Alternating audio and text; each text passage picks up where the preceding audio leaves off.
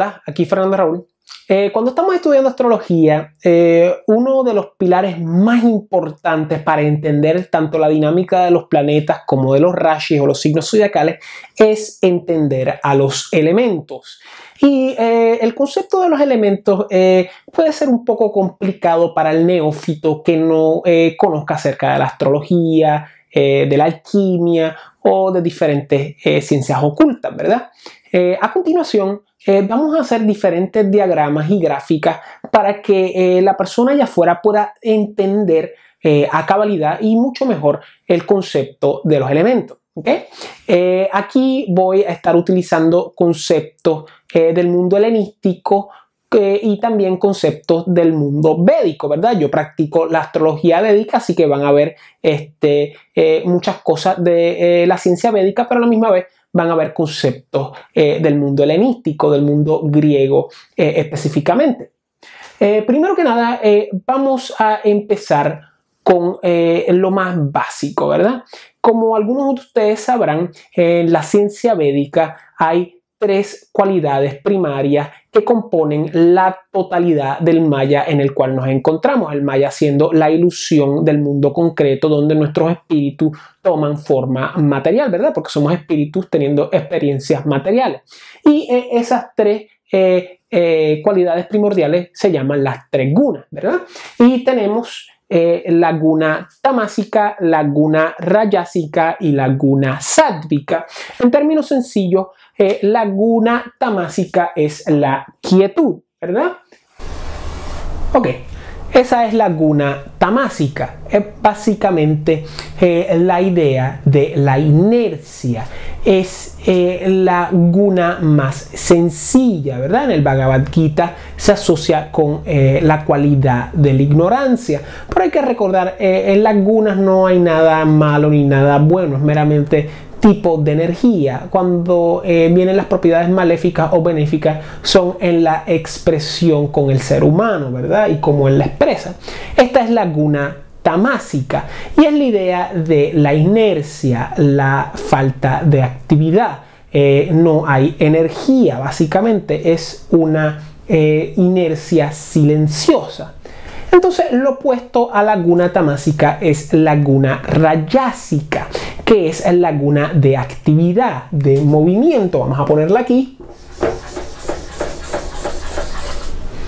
Y podemos ver aquí que hay actividad. Es completamente lo opuesto a la inercia, a la guna tamásica. La guna rayásica en el Bhagavad Gita se asocia a la modalidad de pasión, porque es la que nos lanza a hacer cosas, es la que nos da deseo para hacer A o B o C o D, etcétera, etcétera. Y aquí podemos ver básicamente dos polos, ¿verdad? Tenemos el polo rayásico de actividad, de movimiento, y tenemos el polo tamásico de inercia, de falta de actividad. Entonces hay una tercera guna, que es la guna sátvica. Vamos a hacerla aquí. La guna sátvica es básicamente el balance, es una mezcla entre la actividad y la inercia. Y la guna sátvica en el Bhagavad Gita se asocia con la modalidad de bondad y es en esencia la guna más pura, porque es la que nos acerca más al sat, a lo incambiable, y es en esencia la guna que usan los brahmanes y los rishis y los santos, y es a través del balance que alcanzan una totalidad espiritual, ¿verdad? Nuevamente, como habíamos mencionado, no significa que una sea menos que la otra, son meramente expresiones del mundo en el cual nos encontramos. Y nuevamente tenemos la guna tamásica o tamas guna también,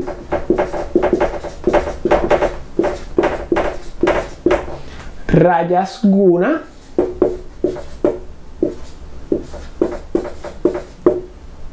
y sattva guna, ¿verdad? Y con estas tres cualidades primordiales vamos a ir construyendo poco a poco cómo surgen los elementos, porque los elementos salen de estas gunas, al igual que muchas otras cosas. Vamos a ver la próxima gráfica. Ya sabemos las gunas, ahora vamos a abundar. Como habíamos mencionado, tenemos el rayas guna aquí arriba. Tenemos el sattva guna aquí abajo. Y tenemos al tamas guna acá. ¿Ok? Es muy importante darnos cuenta también de que aunque el sattva siempre va a ser el centro, va a ser el medio, va a ser el balance, rayas no necesariamente va a implicar que es la cima, ni tamas va a necesariamente implicar que es el fondo. No hay tal cosa como el fondo más hondo, ni tal cosa como la cima más alta. Siempre podemos ir más hacia arriba y siempre podemos ir más hacia abajo. Realmente a donde queremos ir es hacia el balance, salir de esa dicotomía. ¿Ok? Y ahora vamos a expresar los polos en los cuales se van a expresar los elementos. Como sabemos, sattva va a ser el centro siempre. ¿Ok? Rayas va a ir hacia arriba, tamas va a ir hacia abajo. Pero aquí vamos a empezar a definir el primer polo, ¿verdad? Tamas, como habíamos mencionado, es la inercia, es la falta de actividad, la falta de movimiento. Y cuando las moléculas no se mueven, cuando las moléculas no tienen movimiento, ¿qué ocurre? Ocurre el frío. ¿Ok? El frío es la ausencia de movimiento, en cierta manera es la inercia. Las cosas que no se mueven tienden a estar frías. Las cosas que no tienen sistemas circulatorios tienden a ser frías, o mejor dicho, sistemas circulatorios de sangre caliente, ¿verdad? Porque los reptiles tienen sistemas circulatorios. Pero lo que me refiero es que cuando hay falta de actividad hay frío. Y cuando hay ausencia de quietud, hay movimiento y eso crea calor. Así que ponemos aquí.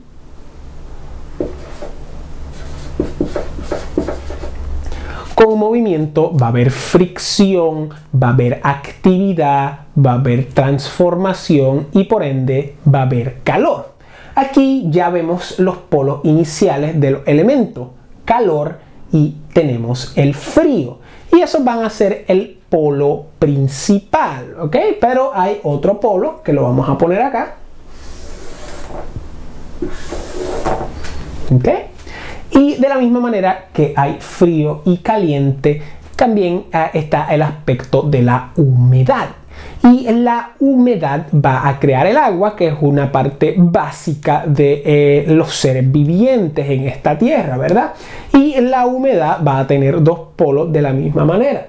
Va a tener un polo húmedo y va a tener un polo seco. Y aquí ya vamos viendo los diferentes polos en relación a la guna, donde se van a manifestar los 5 elementos o los 5 Mahabhuta o los 5 grandes elementales, los Pancha Mahabhuta, que en sánscrito significa los 5 grandes elementales. Estamos ahí hasta el momento. Tenemos las gunas en sus diferentes posiciones y ya tenemos los polos formados. Ahora, antes que continuemos hacia los elementos, veamos cómo caen los planetas en relación a estas gunas y en relación a los elementos que se van a manifestar en estos polos subsiguientemente en la próxima gráfica. Así que continuemos. Ya definimos las gunas, ya definimos los polos. Ahora veamos dónde caen los planetas en este esquema. Como habíamos hablado anteriormente, tenemos el sattva en el centro. Tenemos el rayas aquí arriba. Y tenemos el tamas aquí abajo. Ahora coloquemos a los planetas en sus respectivas categorías. Los planetas sáttvicos son las luminarias y Júpiter.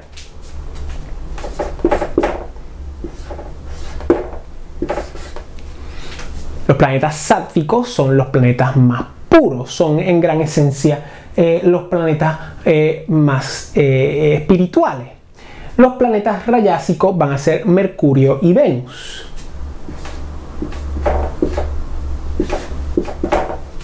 Los planetas rayásicos son los planetas que están en más movimiento, siempre están buscando, siguen cierta pasión por hacer cosas, siempre están viendo a los lados y quieren moverse. Y finalmente los planetas tamásicos van a ser Marte y Saturno.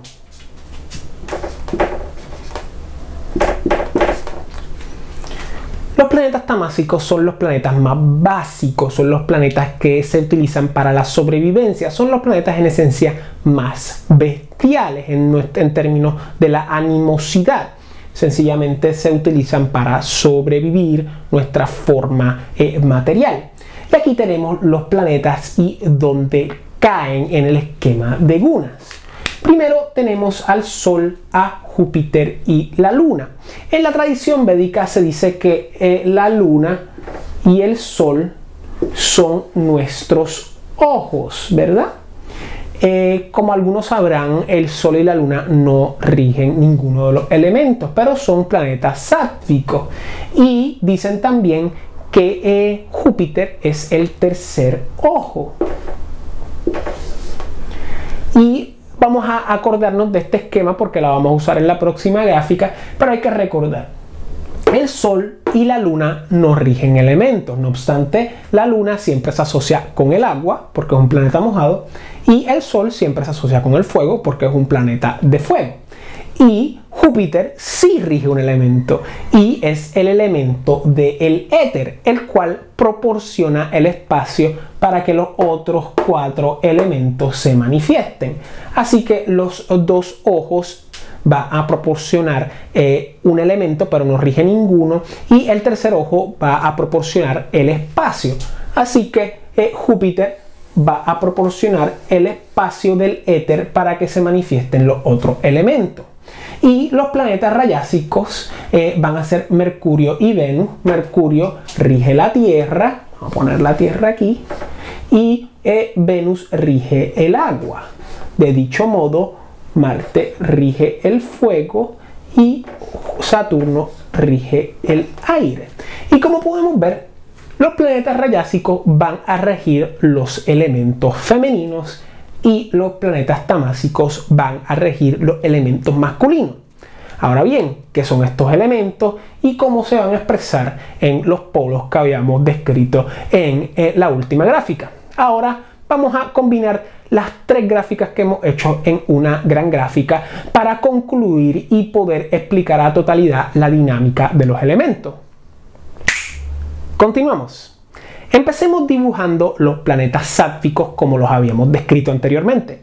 Los 2 ojos y el tercer ojo espiritual, que es la glándula pineal. Primero tenemos el Sol aquí. Se me está acabando la tinta de esta porquería. Tenemos acá la Luna.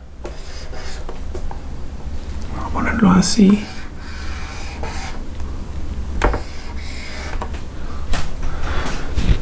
Y aquí tenemos los 2 ojos del humano. Como pueden ver, yo soy un gran artista también, además de ser astrólogo.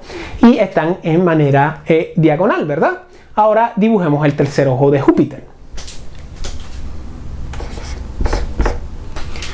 Y como habíamos hablado anteriormente, Júpiter va a regir el Akasha, ¿ok?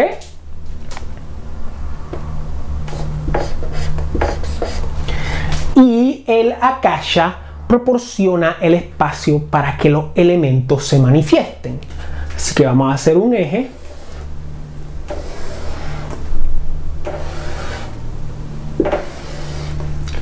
Y en este gran eje que ha manifestado el Akasha es que se van a expresar los elementos.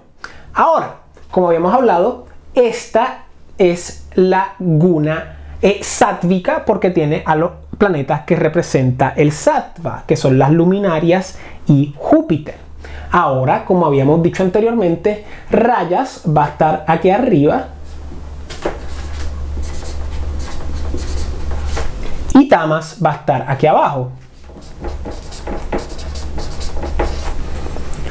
Tamas, como habíamos dicho, es la inercia, es la falta de actividad y eso produce frío. Y Rayas es la actividad, el movimiento y eso crea calor. De dicho modo, tenemos el eje de la humedad. Por un lado tenemos humedad aquí y por el otro lado tenemos sequedad. Y es en este eje que se van a manifestar los Panchamahabhuta, o en este caso los Kshatra Mahabhuta, bueno, los 4, no sé decir 4 en sánscrito, pero son los 4 elementos en adición a el Orgón, el Akash, que es regido por Júpiter. Nuevamente tenemos el Rayas, el Tamas, como habíamos hablado, este es el Sattva, y ahora vamos a manifestar los elementos. Y esto es sencillo. Humedad va a ser las cosas más humedecidas, sequedad van a ser las cosas más secas, frío van a ser las cosas más congeladas y calor van a ser las cosas más de fuego. De dicho modo, la luna, como habíamos hablado, no rige ningún elemento, pero se asocia con el agua y el agua es húmeda. Y de dicho modo, el sol no rige ningún elemento, pero se asocia con el fuego y el fuego es seco y es caliente. Y disculpen, el agua, además de ser húmeda, también es fría. Así que vemos como ya la luna y el sol están donde tienen que estar, ¿ok? Así que esto es sencillo, esto es una fórmula helenística para saber los elementos. Calor más humedad es aire. Humedad más frío es agua. Frío más sequedad es tierra. Y sequedad más calor es obviamente fuego. ¿Ok? Esos son los triángulos alquímicos para los elementos. El aire lo rige Saturno. El agua lo rige Venus. La tierra lo rige Mercurio. Ay, qué feo. Y el fuego lo rige Marte. Y aquí tenemos el esquema de los elementos. Sencillo. El aire, el agua, la tierra y el fuego. Y obviamente el Orgón o el Akash en el centro, ¿verdad? El agua es Yala. El aire es Vayu, el fuego es Agni y la tierra es Prithvi. Escribámoslo. Aquí tenemos los nombres tanto en sánscrito con su símbolo alquímico, ¿verdad? Pero abundemos más todavía, ¿verdad? Como pueden ver, los planetas tamásicos están en el eje de rayas y los planetas rayásicos están en el eje de tamas. Eso quiere decir que los planetas rayásicos necesitan de la guna tamásica para expresar sus elementos y los planetas tamásicos necesitan de la guna del rayas para expresar su elemento. ¿Y qué significan estos elementos más allá de un fósforo o un vaso de agua o soplar una vela o meramente coger una bola de fango y tirarla a alguien? Tienen que ver muchas cosas, tiene que ver con muchas cosas. Por ejemplo, el fuego siempre va a estar asociado a los llamados, va a estar asociado a los instintos, ¿verdad? Es el fuego que llevamos dentro que nos hace hacer cosas, también se asocia a cierto brillo, ¿verdad? Y el fuego siempre va a estar asociado a Marte y a el Sol. Marte siendo un fuego más explosivo, más impulsivo y el Sol siendo un fuego obviamente más sátvico, más constante, menos agresivo, pero puede ser muy dañino también. El viento, el aire mejor dicho, está asociado a las ideas, son las cosas que dividen, son cuestiones mentales que llevamos en la mente, ¿verdad? Y el aire siempre va a estar asociado a Saturno. La tierra está asociado a la materialidad, la idea del dinero, la idea de las cosas concretas que proporcionan seguridad. Y el agua finalmente está asociado a las emociones, al mar turbio de las emociones y en gran medida también está asociado a cuestiones espirituales, ¿ok? Y aquí lo podemos ver. Ahora vayamos más allá. De dicho modo, cada elemento está asociado con un Purushartha. Los Purusharthas son básicamente, se traduce como si fueran las metas de la vida, las razones por las cuales encarnamos. Y hay 4 básicamente. Está la cualidad que está asociada con el fuego, está la cualidad que está asociada con la tierra, la cualidad que está asociada con el aire y la cualidad que está asociada con el agua.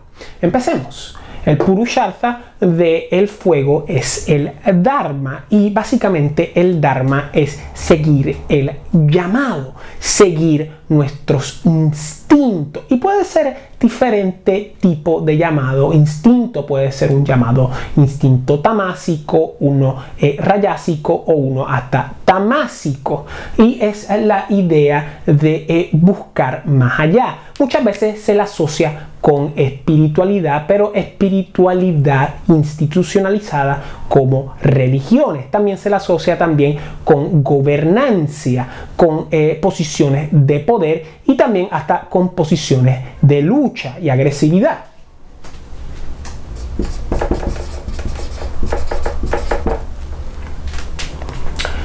El Purushartha asociado con Prithvi o la tierra es el Artha, que es básicamente la colección de bienes materiales o de riqueza.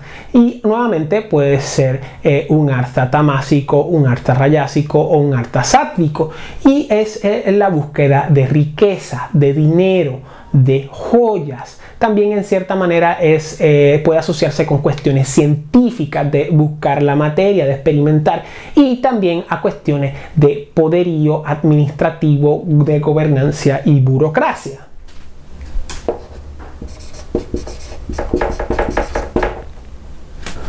Entonces tenemos el Purushartha o la meta de vida del aire, que va a ser Kama.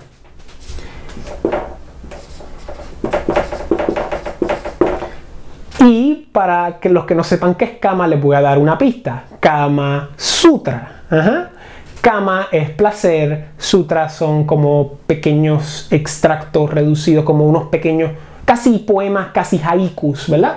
Y el Kama es básicamente la búsqueda de placer. Y esto puede ser placer de todo tipo, puede ser placer sexual, lo es mayormente, puede ser el placer de buscar placer con otras personas, no necesariamente sexual, el ágape, la amistad, socializar, la comunicación, los contratos, hasta la misma actividad reformista dentro de una sociedad.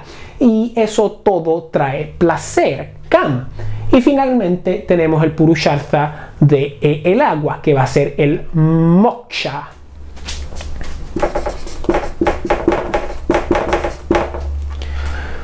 Y el moksha es la liberación, es decir, la salida de la rueda de la reencarnación, ¿verdad?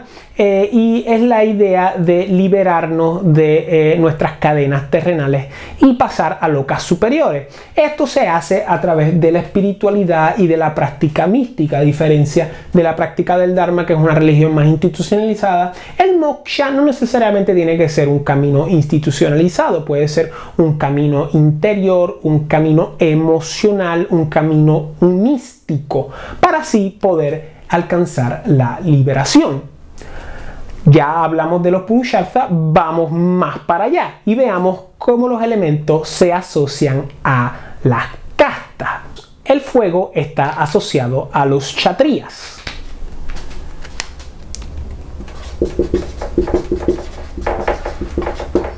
Y los kshatriyas son básicamente la clase guerrera. La tierra está asociado a los shudras.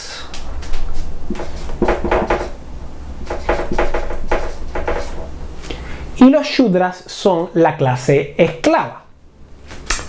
El aire está asociado a los vaishyas.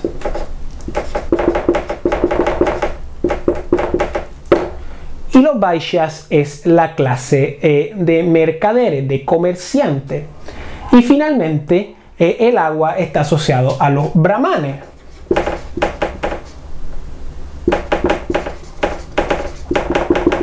que es la clase más alta, es la clase de los gurús, es la clase de los maestros espirituales, ¿verdad? Los que obviamente quieren alcanzar moksha, ¿verdad? Y así podemos ver cómo las castas se asocian a los purusharthas, ¿verdad? Generalmente el kshatriya generalmente el kshatriya va a seguir su dharma, es decir, va a seguir sus llamados por querer hacer la guerra, por querer defender a su patria, defender sus diferentes cosas.